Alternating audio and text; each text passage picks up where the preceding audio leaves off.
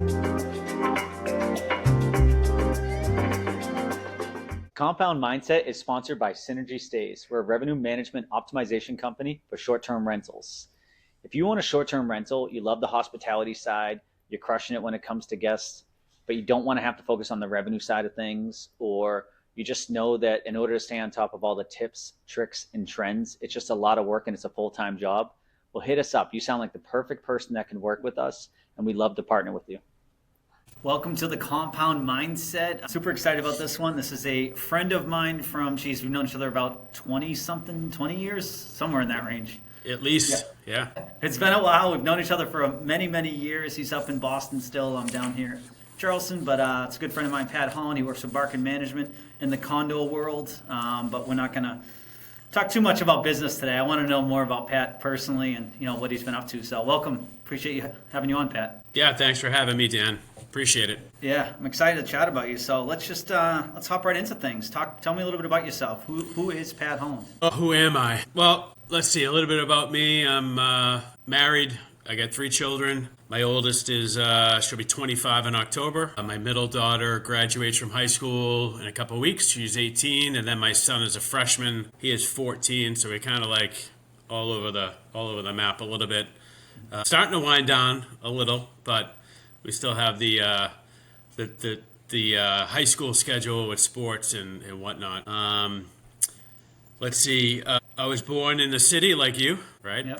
Born and raised in Dorchester, Mass, which is Boston, right outside of the city limits, but a kind of tough inner city neighborhood. So I was blessed enough to go to private school most of my life, which kind of steered me in a path that some of my friends didn't have the opportunity to have. And then my brother and I were fortunate enough to spend a lot of time away during the summers, so it kept us out of trouble. But I still have met quite a few friends that grew up there and have moved on to their own successes. And I kind of pull on a lot of my childhood memories and things I went through as I've gotten older. So that's a little bit about me. Been in the real estate business, such as yourself, for about 27 years this year.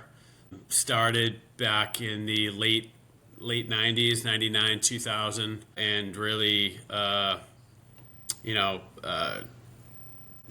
been a tremendous opportunity for me to create a career for myself, and have grown along with that due to mentors. I know you had plenty of mentors in the industry yourself, but I've been fortunate enough to work for some tremendous people throughout my career path, and hopefully I have some people working for me now that'll feel the same way. That's awesome. Yeah, Patrick's a good guy. He works hard, but more than that, he really just you played the game right. You could work hard all day long and never progress, but you learned. You always educated yourself. You were in the same rooms as me. Or a lot of the same rooms. Obviously, you've been getting into different rooms since I've left, and you just continue to better yourself every day, and I love it. And that's honestly one of the main reasons I want to have Patrick here on this podcast today. Is we talk all about ways to improve ourselves, way to be better people, ways to grow, ways to compound your life, and have the right mindset. But not many people take action. I got to tell you, truthfully, this brought a tear to my eye when I saw your post on LinkedIn. I think it was LinkedIn, and I saw I had posted something maybe a year and a half ago, year and a half ago, something about thinking about being on your deathbed and looking back at yourself and would you be proud at the person you became, and I saw a post. Someone actually told me about it because I'm not on LinkedIn a lot. They're like, "Do you see Pat Holland's post?" I said, "Not yet. Let me go hop on and look at it." And it really hit me because I said those words, and again, not many people take action, but I want to talk here now in just a minute about how Pat went. He took those words, and he lost a ton of weight. He's now built a stronger relationship with his wife, and he's doing something really cool that was his childhood dream, I believe, to do, or at least older childhood dream to do. And you really just took action. So tell me a little bit about your experience, how you took what I said, and what you've been doing. Yeah, I mean, this goes back, as you said, being in the right rooms with the right people. It's not always about who what it's about who you know sometimes, and making those connections. And this goes back to the days where, I remember one of my mentors was huge into Tony Robbins. And, at the time I was kind of like, whatever. But he brought me to a couple of his seminars, and I took little bits and pieces from those things. Because I think honestly, you know, you don't have to go in and get sucked into every little word that they say, but you could take away bits and pieces that maybe they just connect to you in some way, shape, or form. And I always learned a long time ago, it's like you don't have to make huge changes or huge swings in your life, right? It's the little things, like you make a small change and that trajectory over the course of many years gets wider and wider, right? Bigger and bigger. So I kind of took that to heart many years ago. And then just, and then life goes on. You get sometimes you get stagnant and complacent in certain things. And I did that myself for many years. And then at some point, I think, I did have a little bit of a medical setback about 2 years ago, which really caused me to step back and start to think about things and, really make those changes so that they were more significant, or else, I didn't really know what was going to happen, right? And I think, I've followed you. We've been pretty good friends for quite some time, and know that you've dealt with some medical issues yourself. But it was a chance for me to really step back and reflect on some of the day-to-day decisions I've made, and just how to try to lead a better life every day, instead of like, well, every 6 months or every 12 months I start to think about it. So every day I try to make a little bit, or at least take a step forward in the best direction that I can see fit. So, I had a major medical issue about 2 years ago where I was on funny enough, I was on a board meeting with a very tough client, and got off the meeting later at night, and just wasn't feeling right. I almost went to bed and then said, I'm just not feeling quite right. I looked down at thankfully I had an Apple Watch on. I looked down at my, taking my EKG there, and my heart rate was off through the roof. I said to my wife, we should probably go to the hospital. She drives me to the hospital.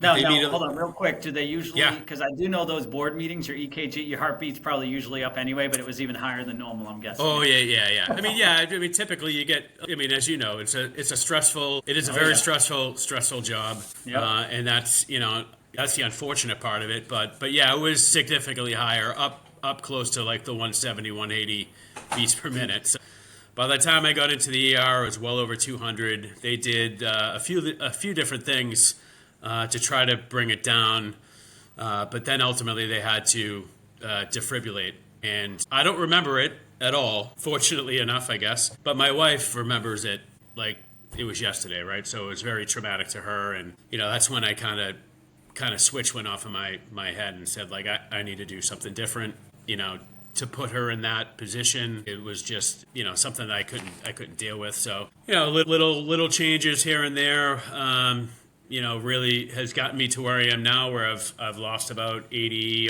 85, almost 90 pounds in a little over a year. Wow. And I feel better. I've always been relatively active, but not like super. I mean, I'm not like running marathons or anything.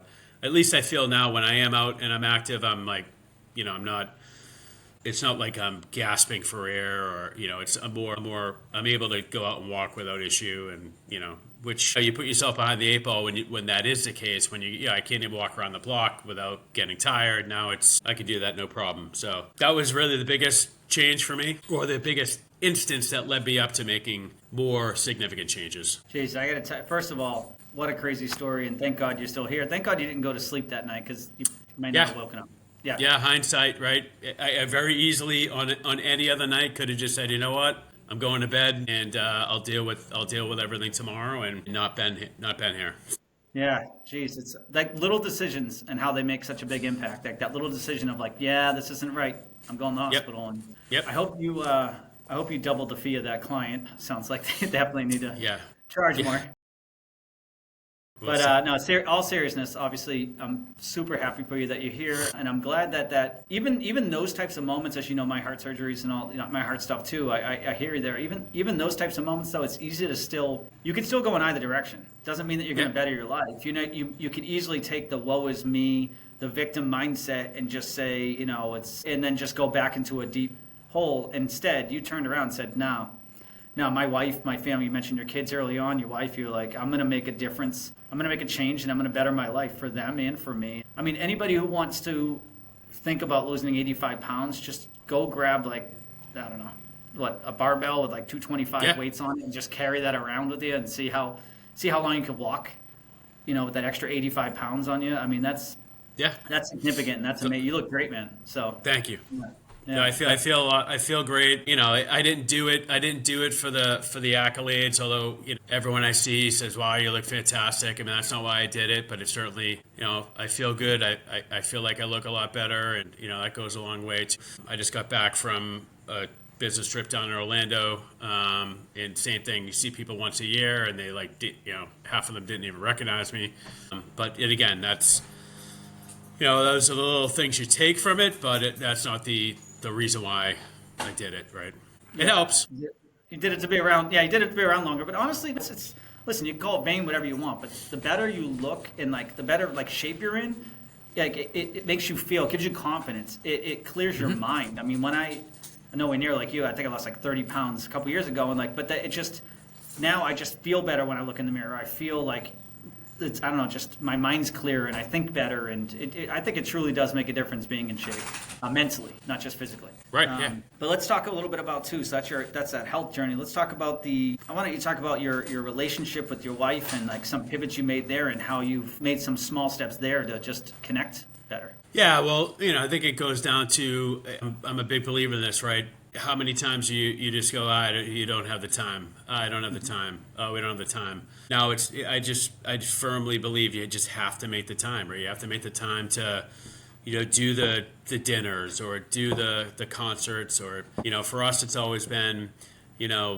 music, Broadway theater, right? So, going, not necessarily to Broadway, but if something's around here, we'll make. I try to go out of my way to get tickets and go see it. Not only with my wife, but my daughter as well. My son's not as much into it, And then He like may be later on. You never know. He may be. Yeah, when I got older, I liked it.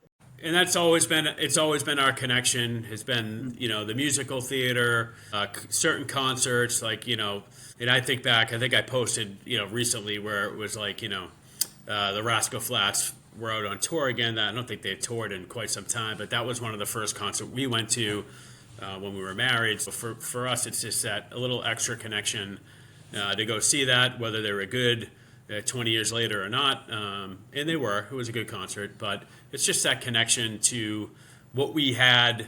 We're coming up on 18 years, wow. Maybe 19. 18, yeah.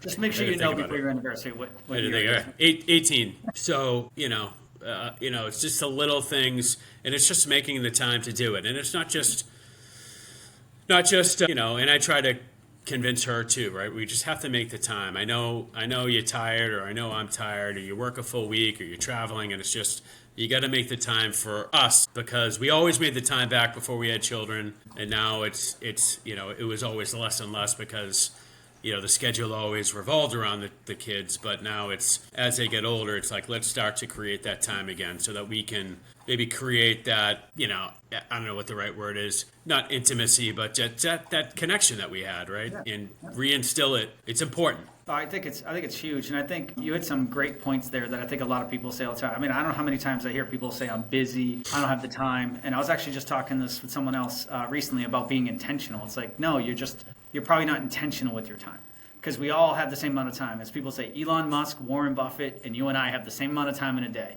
Are we intentional with that time? Are we specific with it? Just look at your phone. And I'm not judging anybody, because I look at my phone sometimes and it scares the shit out of me how long I was on Instagram or Facebook that day. That hour and a half that you were scrolling, all that time you were scrolling equals an hour, 2 hours. That could have been the time that you took to plan, a dinner with your wife. Or you don't have to do anything big. You just sit on the front porch and have a cocktail at night and talk about the day, whatever it is. But those connections are super important. And I guess one of the things that drives me the most nuts is when someone says they don't have the time. And it does drive me nuts now, because I've kindly woken up to it of, we all have the time to do what's important to us. So what you're saying is not that you don't have the time, it's just that it's not important. And once you rephrase it that way, I think very quickly you're like, no, my wife and family are important. I can't use that excuse. I got to figure out a way to make the time. And right. I think that's important. Yeah, and it's just, it's the nature of the beast, right? You always, you make plenty of time for all this other stuff, right? Maybe you're going out with your buddies, or maybe you're doing this, or maybe you're doing that, but you have to make the time for the things that, again, you just get complacent about, right? That they're always here. I come home, they're home. But regardless of that, you have to just create that time for them, whether it's, we try to do it here. It's tough when you have teenagers. It's like, hey, after dinner, hey, why don't we sit out in the living room and try to find something that we can watch together? And it's hit or miss. My son just loves to hang out in his room and do his own things. And my daughter will come out and watch, they tend to watch like women's soccer games together. And I'll watch that because I don't mind. The Met Gala, they watched together and I watched it. It's fine. Because I easily could have said, I think I thought it, that there was a Celtics playoff game that night. I think it was a Celtics playoff game, and I just said, we'll sit here, we'll watch the Met Gala. It doesn't bother me. I can get a score update, or I know if they're getting blown out, somebody's going to text me and say, what are they doing, right? But it was time for them to be together and me to be there with them. I can't tell you how much I love that. I listened to someone, I can't remember, I think it was My First Million, great podcast, and they were talking about how one of his friends, the dad, he's like, so easily can we, let's just say your son's in the baseball, right?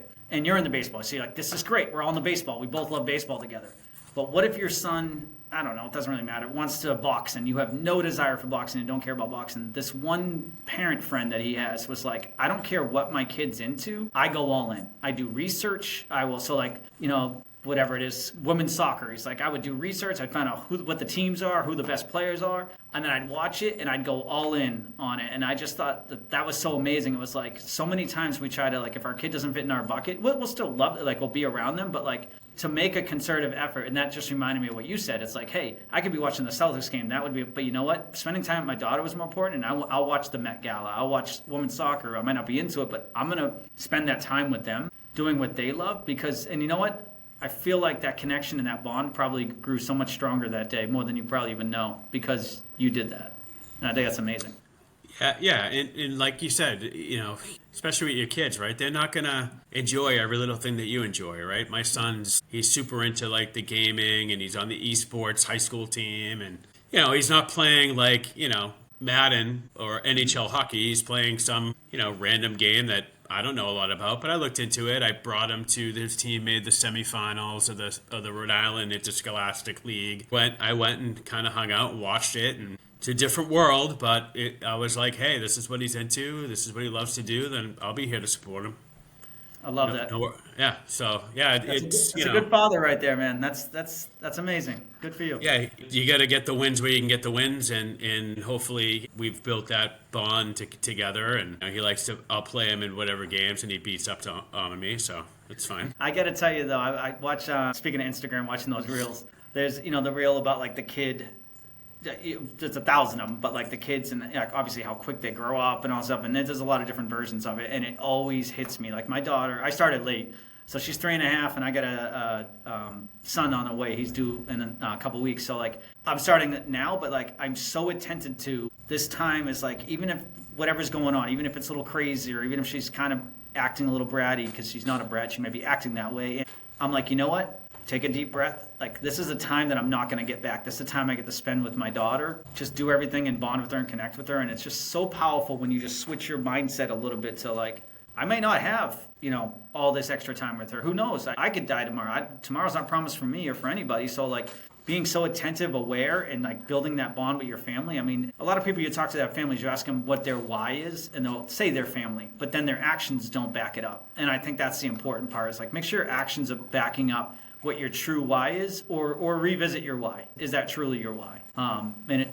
sounds like you are, so I applaud you for that because not many people do. Tell me a little bit too, now I want to hop into this. This is really cool because I don't know exactly what you're doing here, but I thought this was awesome, like your dream of, or I don't know when it was your dream or what you wanted to do, but the sports broadcaster, and you're starting to do some sports broadcasting. So what does that look like right now? What are you doing? How'd you get into it? Tell me the story. So, for me, when I was in college, I was always, they called me stats, right? I always knew, batting averages and who had the most goals and, that type of stuff. So, but the broadcaster thing came about. So I have a group of buddies who I've umpired baseball for probably about 18 years now. So through that umpiring in Attleboro, Mass. I've created friends just from coaches, just knowing them for that long. So it's a group of guys that get together every Thursday night. They used to call it Hockey Night in Attleboro. It's at one guy's house he has like a finished garage. So I started going over there and hanging out, and the guy who hosts it started doing basically a sports show on a local independent radio station in Woonsocket, Rhode Island. He started probably the May of last year, and we were out having a few drinks watching, I think it was NHL playoffs were on, and he had just approached me. He said, "Hey, it's really hard to do a radio show by yourself." And I was like, "I can see that." And he's like, "But I don't know anyone," he's like, "outside of you that knows enough about all sports that I would ask to come on the show. Like, I know this guy who knows a lot about football. I know this guy who knows a lot about basketball." So he's like, "Would you consider coming on?" And I was like, yeah, I'd give it a shot, right? So I started that the end of June of last year. And, we have a good relationship and kind of play well off of each other. So it really just worked. The guy who runs the station liked it. He thought we had a good vibe together. So we've kept it going. We kind of rebranded it a little bit, and we've grown from there. So it's an hour show on the radio. We started doing a podcast, which we haven't done since the end of the year, but we're going to try to get that going again. Basically, we did that because, an hour sports show every Saturday, sometimes things that happen throughout the course of the week lose its relevance, right? By the time you get to Saturday, so you can't talk about it again. So we were like, well, maybe we do a podcast midweek and we can cover stuff that's come up in between Saturday and Saturday, or we can find a topic to cover. Like we did a podcast on like the World Junior Hockey Championships, which is at the end of December. So, it's grown a little bit from there. We've had some great guests on.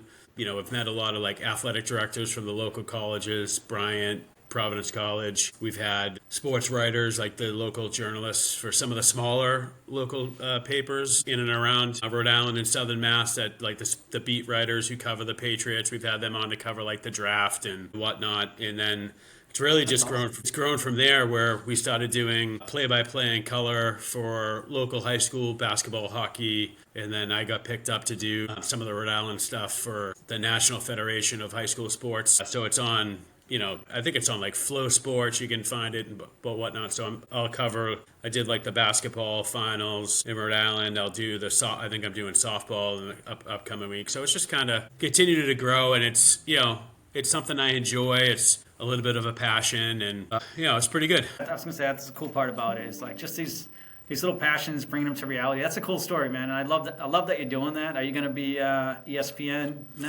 one day or what?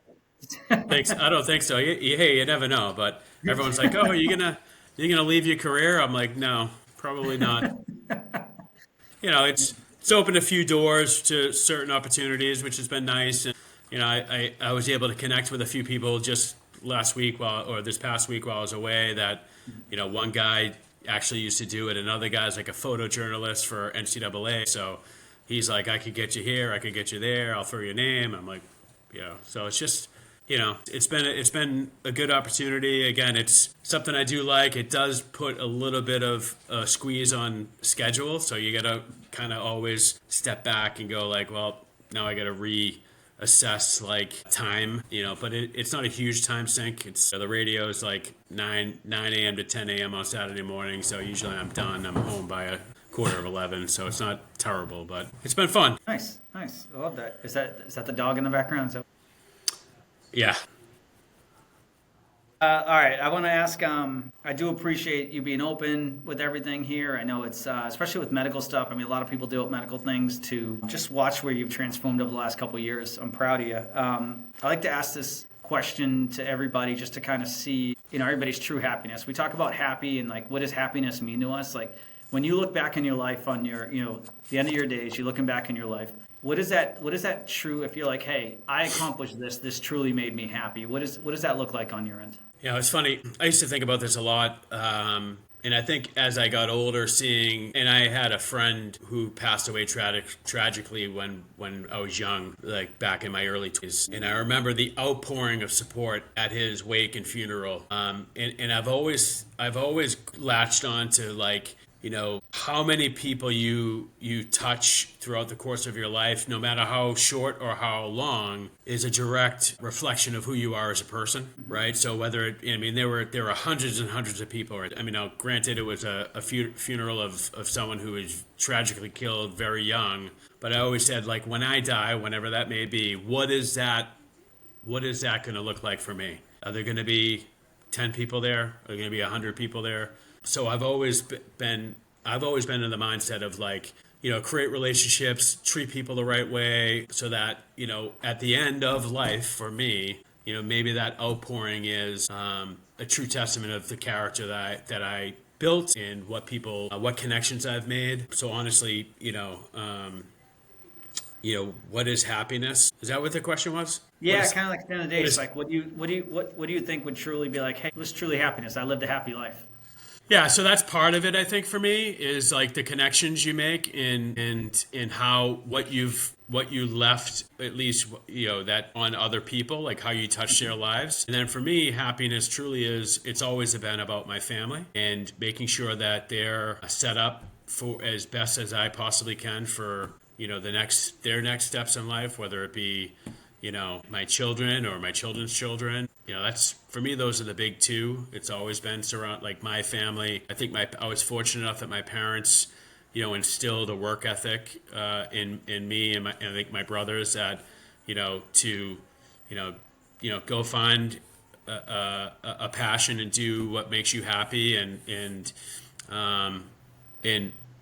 hopefully it's a career. If you asked me 25, 30 years ago if I would have a career in the same industry for 20 something years, I probably would have said no way. And then I look back, and at some point it was like, oh wow, wait a minute, 15 years, 20 years, 25 years, created long-standing relationships that I truly call not only business networking, but also friends, people who I know would do anything for me and I would do anything for them. So I think that's really it for me. Is happiness is the people you surround yourself with, and the connections you make in life, and then hopefully people remember you for those once that life ends or you move on into the next whatever you believe in, right?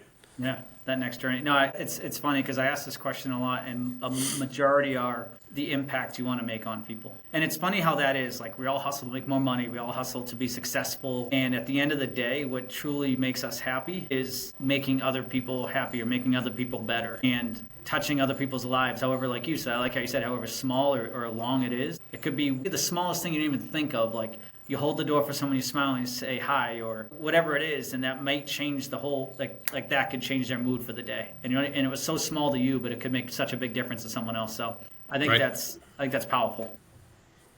Yeah, without a doubt. Well, I appreciate you hopping on, being vulnerable, being open. It's a great chat. I love catching up with you, and I just want to say I appreciate you, man, and keep making a difference. Appreciate you, Dan. Thanks, man. Good having you on. Later, bro.